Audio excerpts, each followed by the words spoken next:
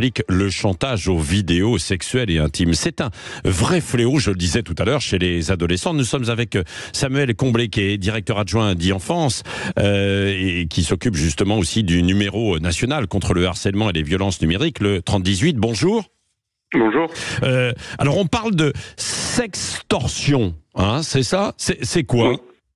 Alors la sextorsion, c'est une forme de chantage tout simplement. C'est le fait qu'un internaute menace de diffuser une photo ou une vidéo intime d'une victime sur Internet, sur les réseaux sociaux ou sur tout moyen numérique, si la victime refuse de lui envoyer de l'argent ou d'autres photos intimes. Donc l'idée c'est de faire pression en utilisant la sexualité, la nudité pour obtenir plus d'argent ou d'autres photos à caractère sexuel. Oui, alors et qu'est-ce qui se passe alors chez ça concerne beaucoup les adolescents, c'est ça se développe énormément. Je voyais qu'il y avait que quelques signalements ces dernières années et là ça a explosé.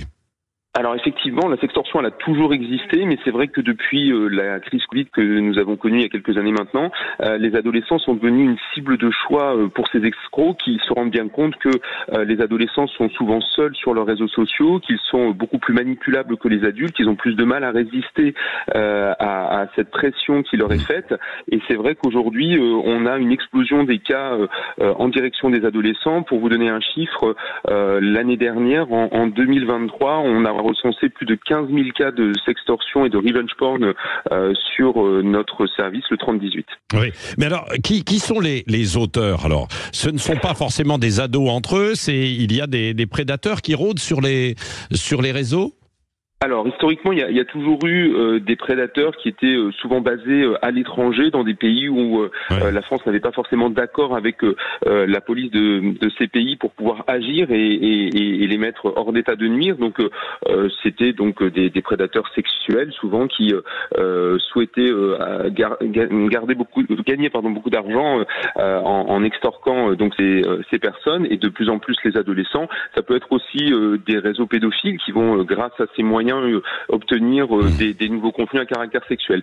Aujourd'hui, les choses bougent un petit peu et les services de police avec lesquels on travaille mentionnent que ce sont de plus en plus aussi des prédateurs qui peuvent être en France, que ce sont même des prédateurs qui peuvent être eux-mêmes mineurs. Donc on voit qu'il y a une évolution de ces auteurs avec souvent des auteurs en France qui n'hésitent pas non seulement à demander de l'argent, mais parfois aussi à diffuser les photos, même si l'argent a été envoyé. Oui, et puis il y a ce qui existe aussi, c'est-à-dire que ces échanges de photos intimes et de vidéos intimes qui existent réellement entre personnes et notamment entre jeunes et ados. Hein.